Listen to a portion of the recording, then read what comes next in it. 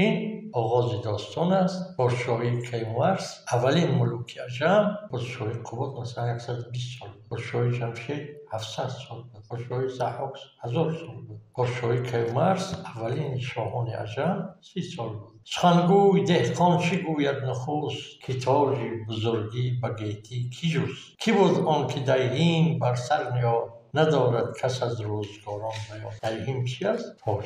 تاج کلاه. مگر کس پدر یاد دارد پسر، بگوید تو را یک و یک از پدر. که نام بزرگی کی آورد پیش، کی را بود از آن برتران باید بیش. پژوهنده نامه باستان، که از پهلوانان زند داستان. چنین گفت کآیین تخت و کلاه، کیومرث آورد و او بود شاه. چو آمد به برج حمل آفتاب، جهان گشت با فر و آیین و آب. بتابید زان سان ز برج بره، که گیتی جوان گشت از او یکسره. کیومرث شد بر جهان کدخدای، نخستین به کوه اندرون ساخت جای. سر تخت و بختش برآمد ز کوه، پلنگینه پوشید خود با گروه. از او اندر آمد همه پروریش، که پوشیدنی نو بود و نو خریش. به گیتی در آن سال 30 شاه بود، به خوبیش خورشید برگاه بود. همه تافت از تخت شاهنشهی، چو ماهی 2 هفته ز سروی سهی. رویش مانند ماده بود، قدش مثل سروی سهی. دد و دام هر جانور کش بدید، ز گیتی به نزدیک او آرمید. 2 تا می شدندی بر تخت اوی، از آن بر شده فره بخت اوی. به رسم نماز آمدندیش پیش، از آن جایگه برگرفتند کش.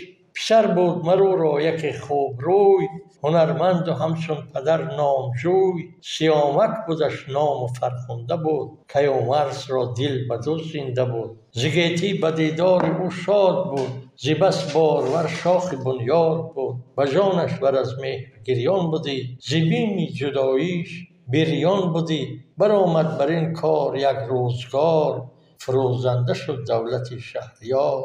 به گیتی نبودش کسی دشمنا، مگر در نهان ریمنا هرمنا. برش اندر آهرمنی بدسگال، همه رای زد تا ببالید بال. یکی بچه بودش چو گرگ ستور، دلاور شده با سپاهی بزرگ.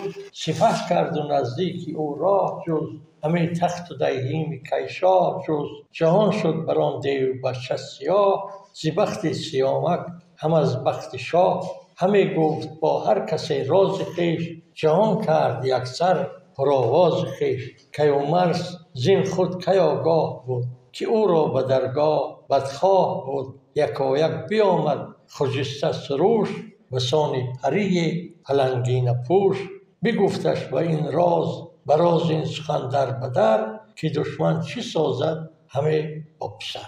داستان سیامک شروع میشد. بعد از این داستان پادشاهی کیومرث، یعنی این آغاز سلسله شاهانی هست که در شاهنامه ذکر میشن. شاه اولین، شاه نخستین، شاه بزرگ، شاه کیومرث همون طوری که در شاهنامه است، در اوستا هم از او یاد شده است، در تاریخ تبری هم است، در همه تاریخ نامه است. ولی در اوستا اولین آفریده اهورامزدا است کیومرث، که او را دیو میکشد و وقتی کشتن از تخت پشتش 2 قطره آب به زمین میچکد از کیومرث. و از این 2 قطره آب گیاهان میبرایند که آنها را مشیانه میکنند. مشیه و مشیانه و تولید نسل میکنند و نسل انسان از آن رو میشه پیوسته از خود کیومرث. این روایت اوستا. در اینجا در این روایت نخستین پدیده های انسانی که اول به صورت نباتی گیاهی با وجود میآیند. مثنوی معنوی رو خونه در اینجا هم این فلسفه است که اول از جمادی پیدا شدی، از جمادی به نباتی رسیدی، از نباتی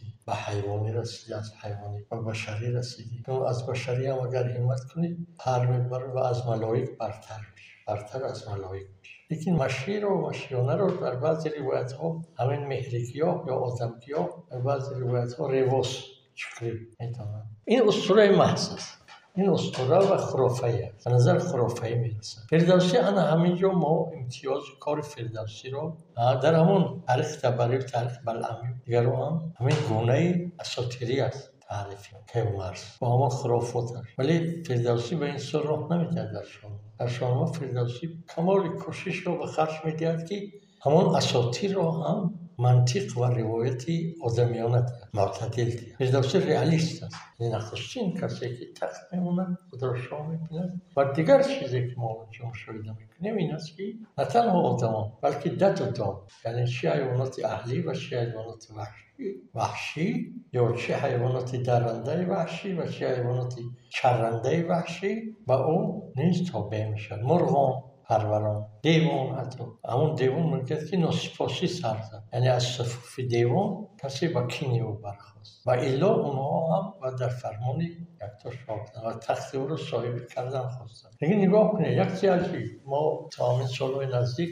هر جا که صحبت میشد میگفتن که جشن نوروز از جمشید شروع شد، ولی ما در داستان کیومرث میبینیم که کیومرث برای بر تخت نشسته اعلان پادشاهی دادن از خودش یا با قول امروزی گویم ایناگوراسیا یعنی تاجگذاری همین روز را انتخاب می‌کرد. چنین گفت که این تخت کلاه کیومرث آورد او بود شاه، چو آمد به برج حمل آفتاب، جهان گشت با فر و آیین و آب، بتابید زان سان ز برج بره، که گیتی جهان گشت از او یک سره. کیومرث شد بر جهان کدخدای، نخستین به کوه اندرون ساخت شد. دیگر این چرا کوه؟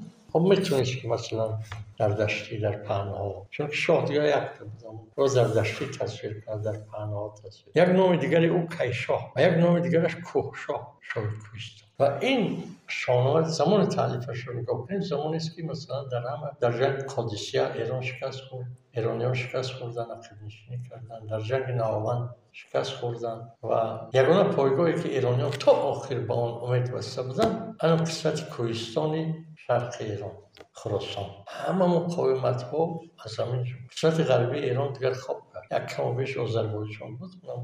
در مقاومت ها در صف پیش همیشه کوهستان، مقاومت های ملی. همون روحیه است در فردوسی. توس هم قسمتی از خراسان و خراسان هم کوهستان. کیومرث شد بر جهان کدخدای. بعد اینکه کوهها در گذشته حصارهای، قلعه‌ها، دیش‌های استوار خدا ساخته بودند. اگر در کوهستان کسی جای قلعه استوار میکرد، دیگر 10 ساله و 100 ساله در آنجا میتونست باشد و کسی به اون آسیب رساندن نتواند. ولی در همواری اون گونه قلعه‌ها و دیش‌هایی که مانعه‌های کوهستانی به طور طبیعی دارند ساختن کار محال است، کار دشوار است، بسیار دشوار. ساختن هم دشوار است، آنها دیر نمی‌پاید. برای همین هم کوه نخستین میعادگاه دولت تاجیک است. نخستین دولت تاجیک مثل دولت تاجیکستانی شوروی سوسیالیستی عزیز، تاجیکستان امروزه، نخستین دولت تاجیک، مستقل تاجیک در بغل کوه‌ها ساخته شد. سر تخت و بختش برآمد ز کوه، پلنگینه پوشید خود با گروه.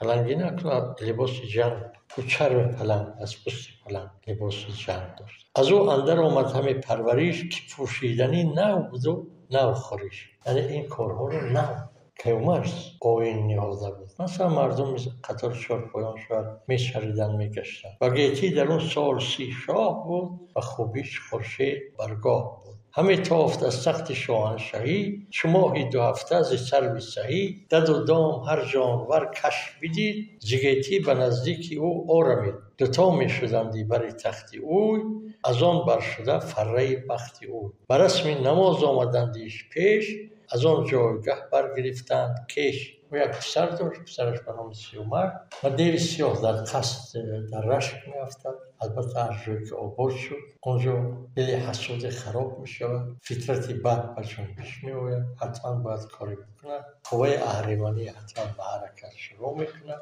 و همین هم در مثال حرکت دیو سیاه و بچه او که آنها را بچه آهرمن میگوید، فردوسی این کار را میکنند و فرزندی که آمد در نبرد با دیو پور آهرمن کشته میشود. بیزد چند بارونه دیو سیاه، دوتا اندر آورد بالای شاه. فکندم تن شاه و شب خواب و چنگال کردش جگرگاه چاک تا جگرش رو چاک کرد. سیامک و دستی چنان زیش دیو تبه گشت و ماند انجمن بخیدیو. جمعیت بی رهبر، جمعیتی که به جنگ رفته بود همراهش. چو آگه شد از مرگ فرزند شاه ز تیمار گیتی برو شد سیاه. فرود آمد از تخت ویلکنان. ما فکر میکنیم که این خاصی زبان حضره ترجیک است. ویلکنان و ناخون زیتن گوشت پاره کنان. دو رخسار پرخون و دل سوگوار دیژم کرده بر خویشتن روزگار. دیژم یعنی گرفته، غمناک، خشمگین. دیژم سپه سر به سر زار و گریان شدند بر آن آتشی سوگ بریان شدند. خروشی برآمد ز لشکر بزار کشیدند صف بر در شهریار. همه جامه ها کرده پیروزه رنگ دو چشمان پر از خون و رخ بادرنگ. دد و مرغ و نخچیر گشته گروه برفتند ویلکنان سوی کوه. نگاه کنید در همین جنگ هم همراه سیامک هم ددو یعنی حیوانات وحشی درنده و مرغ و نخچیر هم همراه بودند. برفتند با سوگواری و درد ز درگاه کیشا برخاست گرد. نشستند سال چنین سوگوار پیام آمد از داور کردگار. درود آوریدش خجسته سروش. یا سروش یکم بار اولین بار سروش رو ما در همین حضور کیومرث میبینیم. سروش کی است؟ آن همتای جبرائیل در فرهنگ ایرانی کی است؟ سروش مثل همون سروش پیغام آورد. یعنی این کیومرث و اینا در برابر مثل حضرت سلیمان هم رهبر آدمی و دیو پری بود هم سروش براش پیام آورد. سروش پیش از این پیام آورده بود که دلسیان خیلی قصدی جنگ کشتنی با چیتر رو داره. اولین بار همون شما در شاهنامه سروش رو هم در برابر که میبینیم کیومرث ظهورش رو در برابر کیومرث میبینیم.